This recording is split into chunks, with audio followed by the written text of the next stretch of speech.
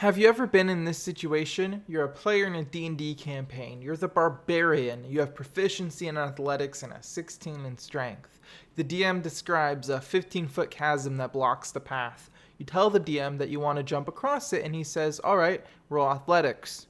You remind the DM that according to the long jump rules, your character can just naturally jump that far with an extra foot to spare. The DM insists you roll anyways. You roll a 2 for a total of 7. The DM describes as you jump and you fall right into the chasm, dying instantly. While that exact situation may not have happened to you, you might be able to relate to having a DM that asks for rolls when they really shouldn't have, or maybe you've been that DM that just asks for rolls too often.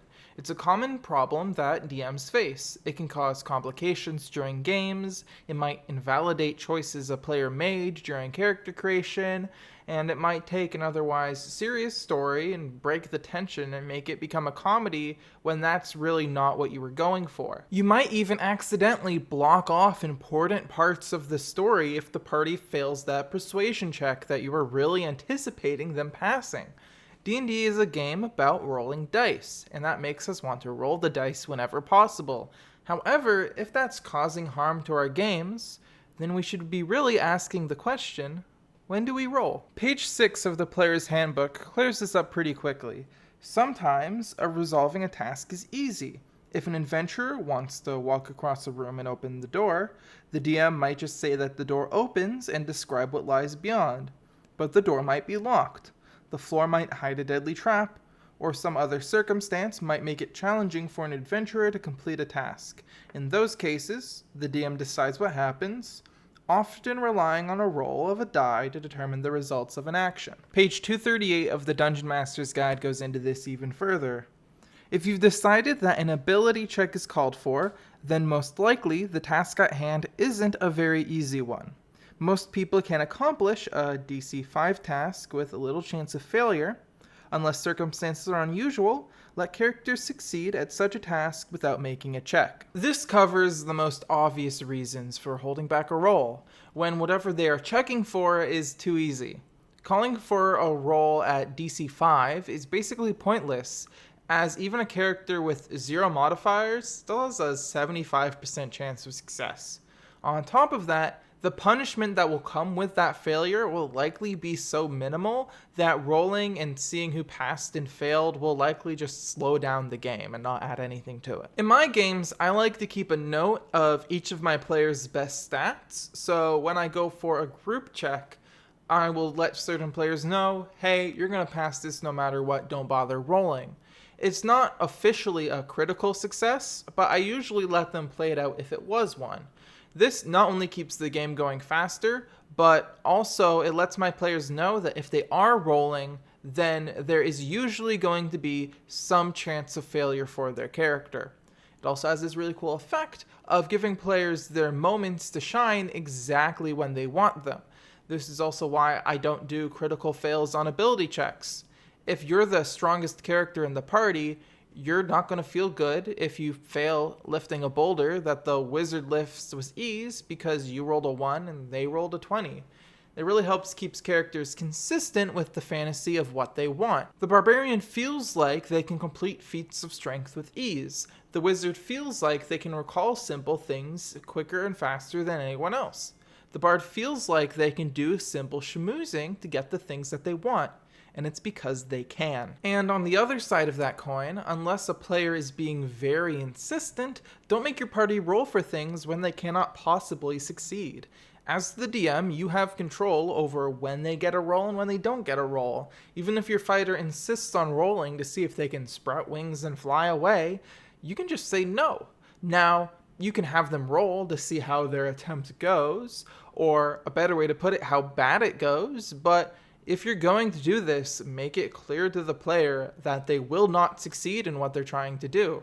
A nat 20 on a skill check does not necessarily mean a success, but trust me, players will feel cheated if you let them try without telling them they've already failed. I remember seeing this discussion on the internet a while back and it always interested me. It was about how critical hits and misses only count to attack rolls, not skill checks, ability checks, or anything else. Which is true, critical hits and misses do only apply to attack rolls. The point was basically just because someone rolls a 20, that doesn't mean they should succeed on a check. But this does always bother me. Yeah, sure, if you don't know your player's modifiers, then they can roll a 20 and it not be enough. But the way I see it is that if you know that your player cannot pass or cannot fail a check, why are you making them roll it in the first place? If a 20 will not succeed, don't make them roll. And if a 1 cannot fail, don't make them roll. Okay, I've said my piece about difficulty, but sometimes there's going to be situations where a pass or a fail still come to a chance, but it still breaks immersion, making the game less interesting. Let's start with an easy example. The party have been given the task of dealing with a land dispute between two parties. The bard of the group sits the two sides down to discuss negotiations on how both sides can reach a peaceful agreement. The bard player has even sat down outside of the game to come up with different plans that the two sides could work to agree on. The bard gives his whole argument, and instead of a response, he gets back, roll persuasion. He succeeds, but not due to the planning that he's done in the role-playing, but rather due to a good dice roll. Now, I do believe that you have to make sure you're actually using charisma rolls, as by determining every outcome via roleplay invalidates the player choice to pick high charisma stats. At the same time, relying on stats can invalidate the player's roleplay. Instead, when it seems that the party wants to resolve a conflict via roleplay, such as a political discussion, allow the general success of the encounter to be determined by the roleplay, but allow the difficulty to be determined by the roll. A pass or a fail on a charisma check isn't a they get along, they don't get along. It's more of a one side is slightly more willing to come to an agreement, or that side is becoming a little more hostile and wants a little more for themselves. The roleplay at the end of the day will be the determining factor, while also giving value to the player who took the high charisma stat. Now, have you ever had a player who tried to solve a complicated puzzle with an investigation check? While in theory, just because a player might not understand a puzzle, that doesn't mean their character couldn't figure that out. But obviously you've built this puzzle to be solved by the players, not the characters, and by giving up the answer to a roll, that would spoil the fun of actually solving it. At the same time, what if a player is too shy to act intimidating when their character wouldn't be?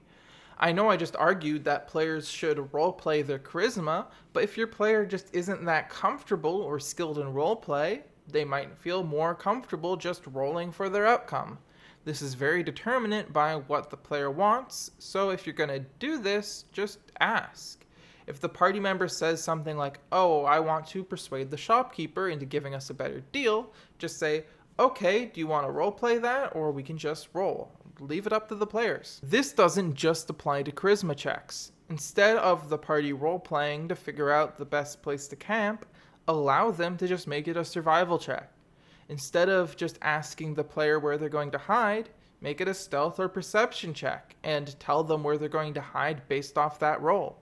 Generally, most DMs already do this, especially with non-charisma based checks. Remember that the players aren't legendary heroes, the characters are, and naturally the characters are much more likely to be smarter, wiser, and funnier than the actual players. And just because a player can't tell a good joke doesn't mean that a character that's built to be a comedian can't just roll to have that good joke be made. Rolls are a tool in the DM's arsenal to add randomness to the game.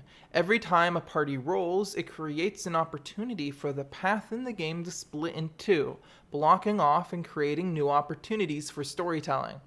But just like any tool, you can't use it in every situation, nor should you.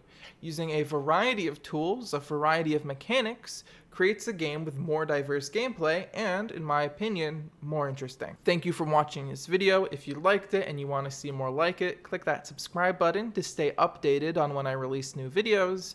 You can also click that playlist on the side to see all the previous videos I've made in this series. Once again, thank you for watching. This is the end of the video.